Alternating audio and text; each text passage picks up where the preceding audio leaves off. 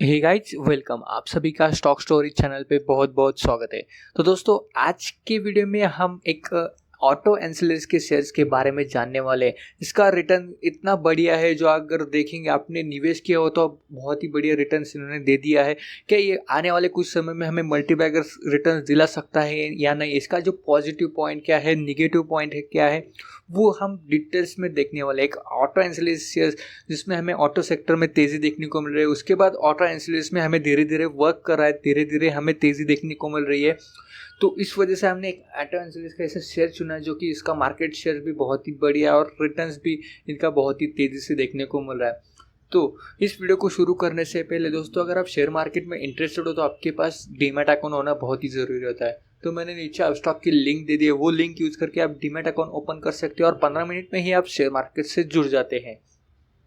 तो एक अभी बात करते हैं एक ऑटो एंसिलरी, जो ऐसा चीज़ आपको मल्टीबैगर आने वाले कुछ समय में देखने को मिल सकता है, लेकिन सिर्फ आपको लॉन्ग टर्म के हिसाब से इसमें निवेश करना बहुत ही ज़रूरी रहता है, क्योंकि शॉर्ट टर्म में तो आपको रिकवरी देना बहुत ही मुश्किल है। और ऑटो सेक्टर अभी फिलहाल थोड़ी धीरे धीरे करके रिकवर हो रहा है, लेकिन अगर फिर से कुछ ना कुछ प्रॉब्लम होता है तो हमें फिर से गिरावट देखने को मिल सकती है। तो उस हिसाब से अभी डिस्काउंटेड प्राइस में मिल रहा है, तो आप को खरीदना बहुत ही सही होगा, मौका हो सकता है।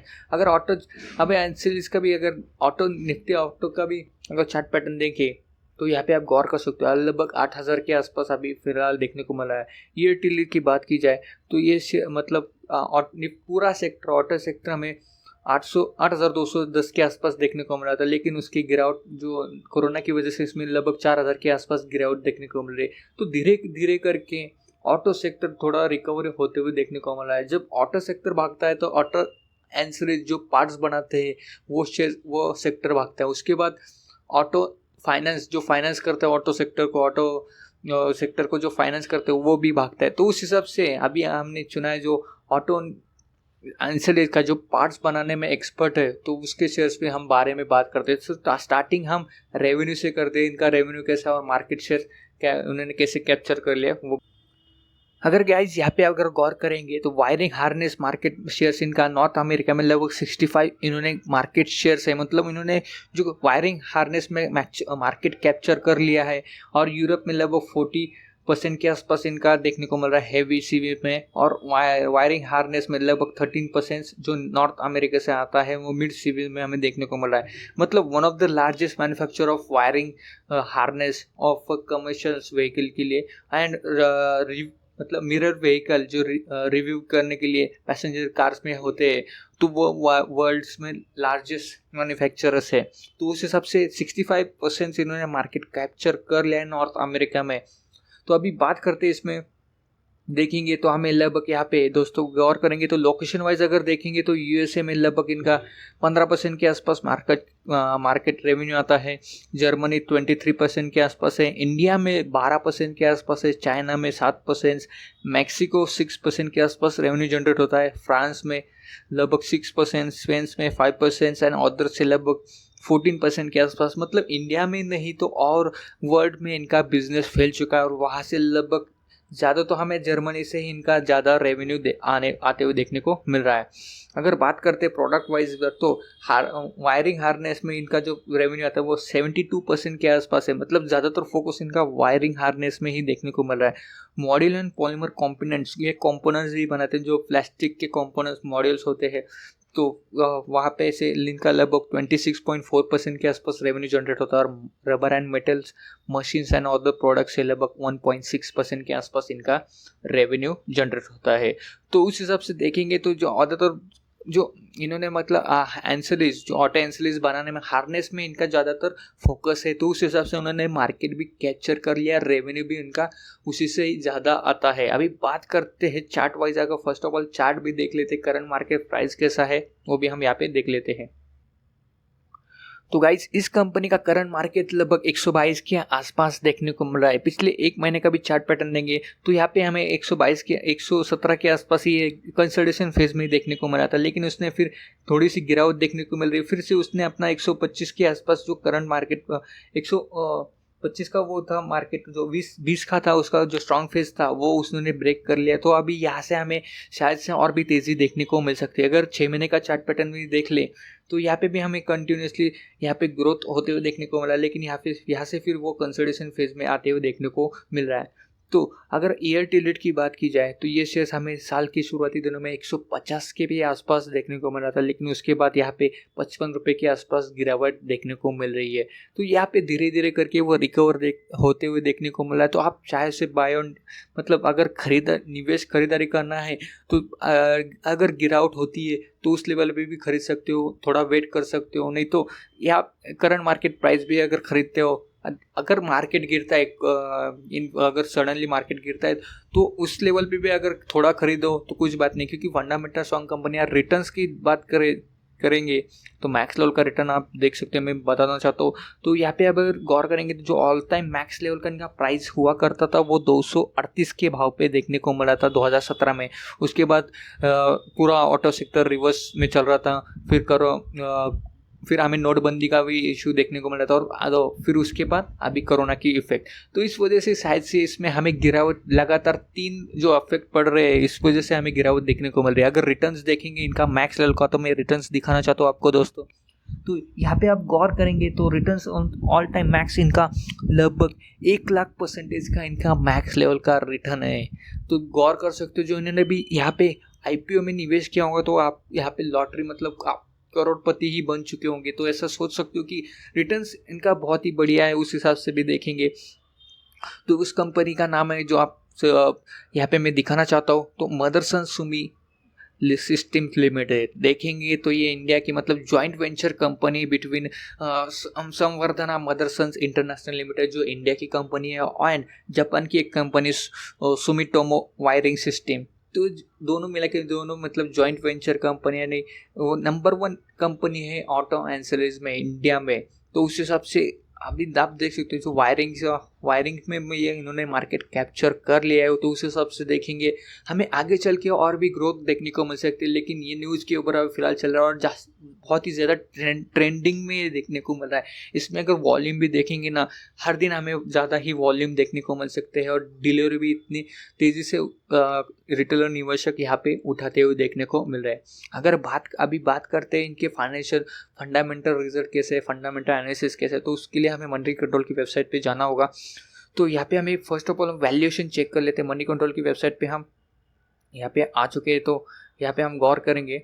तो फर्स्ट ऑफ ऑल दोस्तों तो हम वैल्यूएशन चेक कर लेते हैं, वैल्यूएशन इनका कैसा है। तो यहाँ पे लगभग 38,000 करोड़ का इनका मार्केट कैप है। तो उस हिसाब से देखेंगे इनका पी रेशो भी देखेंगे तो लगभग यहाँ पे इंडस्ट्री का पी रेशो हमें लगभग 46 के आसपास देखने को मिला है और इसका जो पी रेशो वो 64 के आसपास है। और अगर देखेंगे अर्निंग पर शेयर, एक शेयर के पीछे इनका अर्निंग 1.9 रुपये के आसपास देखने को मिल रहा है। तो ये मतलब ये हमें यहाँ पे कम ही देखने को मिला है एज कंपेयर किया जाए इनका मार्केट कैप 38,000 करोड़ का है और अर्निंग पर शेयर्स इतना कम, ये निगेटिव पॉइंट हम यहाँ पे कह सकते हैं। डिविडेंड यील्ड इनका बहुत ही बढ़िया है, लगभग 1.22, मतलब यहाँ पे अपने शेयर होल्डर को जो भी प्रॉफिट होता है वो कंपनी अपने शेयर होल्डर को बांटती आ रही है। तो उस हिसाब से डिविडेंड यील्ड भी इनका बहुत ही बढ़िया है। अगर आप फाइनेंशियल रिजल्ट भी चेक कर लें तो सेल्स में देखेंगे तो सेल्स में अभी क्वार्टर ऑन क्वार्टर बेसिस पे देखेंगे तो 2019 के क्वार्टर में, जून के क्वार्टर में वो लगभग 16,000 करोड़ के आसपास हुआ करता था। तो यहाँ पे हमें वो कंटिन्यूसली गिरावट ही देखने को मिल रही है, मतलब यहाँ पे सेल्स में हमें गिरावट ही देखने को मिल रही है। तो यहाँ पे जो इफेक्ट था हमें जून में ही देखने को मिला था, लेकिन शायद से हम कह सकते हैं जो क्राइसिस देखने को मिल रहे थे, नोटबंदी हो, जो ऑटो सेक्टर में जो रिवर्स गियर चल रहा था और अभी फिलहाल कोरोना की वजह से, तो मार्च और जून तो वैसे ही चला गया, लेकिन दिसंबर और जून में हम अगर देखेंगे, दिसंबर हो, सितंबर हो या जून के क्वार्टर में, तो धीरे धीरे वो मतलब यहाँ पे गिरावट, सेल्स में हमें गिरावट देखने को मिल रही है। अगर नेट प्रॉफिट की बात की जाए तो नेट प्रॉफिट यहाँ पे अगर देखेंगे वो 39 करोड़ के आसपास हुआ करता था, फिर यहाँ पे सितंबर में 434 के आसपास जा चुका था, फिर यहाँ पे दिसंबर में थोड़ा कम हुआ, उसके बाद यहाँ पे और भी कम होते हुए देखने को मिला और जून के 2020 के क्वार्टर में हमें यहाँ पे निगेटिव परफॉर्मेंस में वो जाते हुए देखने को मिल रहा है। मतलब सेल्स भी गिरावट हो चुकी है, नेल्स हमें नेट प्रॉफिट भी गिरावट हो चुकी है। तो आने वाले कुछ समय में इनके लिए बहुत ही जोखिम भरे हो सकते हैं, क्योंकि एक या दो क्वार्टर में हमें यहाँ पे रिकवरी होना बहुत ही मुश्किल है, क्योंकि यहाँ पे उनका जो मार्च और जून के क्वार्टर में जो बिजनेस में अफेक्ट पड़ चुका था, तो यहाँ से धीरे धीरे रिकवर हो रहे। सो तो यहाँ पे हमें अपेक्षा भी है, शायद से पॉसिबल भी हो सकता है कि यहाँ से हमें आने वाले कुछ दो क्वार्टर में हमें तेज़ी देखने को मिल सकती है, थोड़ी रिकवरी देखने को मिल सकती है। अगर हम ईयर ऑन ईयर बेसिस पे देखेंगे, क्योंकि लॉन्ग टर्म के हिसाब से देखेंगे, तो लॉन्ग टर्म अगर आपको देखेंगे तो दोस्तों लगभग 2016 में वो 37,000 करोड़ के आसपास था। उसके बाद 42,000 करोड़, 42,000 करोड़, फिर 56,000 करोड़, फिर 63,000 करोड़। यहाँ पे 63, मतलब यहाँ पे continuously year on year basis पे कंटिन्यूसली हमें ग्रोथ होते हुए देखने को मिला। सिर्फ क्वार्टर ऑन क्वार्टर पे बेसिस पे तो इस साल हमें थोड़ी सी गिरावट देखने को मिली एज कम्पेयर किया जाए 2019 में। तो यहाँ पे सिर्फ हमें लगभग 7 या 8 करोड़ का ही डिफरेंस देखने को मिल रहा है। तो उस हिसाब से सेल्स में हमें ग्रोथ ही देखने को मिल रही है। नेट प्रॉफिट की बात की जाए तो नेट प्रॉफिट यहाँ से ग्रोथ होते हुए देखने को मिला, लेकिन मार्च में हमें लगभग 2000 यहाँ पे 18 में ज़्यादा ही देखने को मिला था। लगभग 2000 के आसपास नेट प्रॉफिट जा चुका था, लेकिन उसके बाद 2019 में और 2020 में वो लगातार गिरते हुए देखने को मिला। क्योंकि यहाँ पे अगर देखेंगे जो एक्सपेंडिचर है, मतलब उनका खर्चा है, तो यहाँ पे वो खर्चा बढ़ते हुए देखने को मिल रहा है। अगर 2018 में देखेंगे सिर्फ 52 करोड़ के आसपास खर्चा हुआ करता था, वो 60 के आसपास जा चुका था। मतलब 8,000 करोड़ के आसपास इनका खर्चा बढ़ चुका था। और यहाँ पे भी देखेंगे तो यहाँ पे मार्च अगर कंपेयर करेंगे 2018 से, तो वो लगभग 9 करोड़ के आसपास बढ़ चुका था। तो इसी खर्चे बढ़ चुके हैं, और जो सेल्स का प्रॉफिट था वो सेल्स भी बढ़ चुके थे, लेकिन खर्चा भी बढ़ चुका है। तो इस वजह से हमें यहाँ पे नेट प्रॉफिट में हमें यहाँ पे गिरावट देखने को मिल रही है। नेट प्रॉफिट थोड़ा कम होते हुए देखने को मिल रहा है। रेशो की बात की जाए तो ईपीएस अर्निंग पर शेयर्स देखेंगे तो 2016 में वो 10 रुपये पर शेयर्स हुआ करता था। एक शेयर्स के पीछे 10 रुपये मिलते थे, लेकिन वो लगातार हमें यहाँ पे गिरावट ही देखने को मिल रही है। मतलब अर्निंग पर शेयर्स, इनका सेल्स बढ़ रहे हैं, नेट प्रॉफिट बढ़ रहा है, लेकिन उतना उनको प्रॉफिट नहीं हो रहा है। तो उस हिसाब से देखेंगे तो आने वाले कुछ समय इनके लिए तकलीफ भरे हो सकते हैं। यहाँ पे हम कह सकते हैं कि ये निगेटिव पॉइंट है। अर्निंग पर शेयर्स हमें उतनी तेज़ी से, मतलब उतना बढ़िया देखने को नहीं मिल रहा है। अगर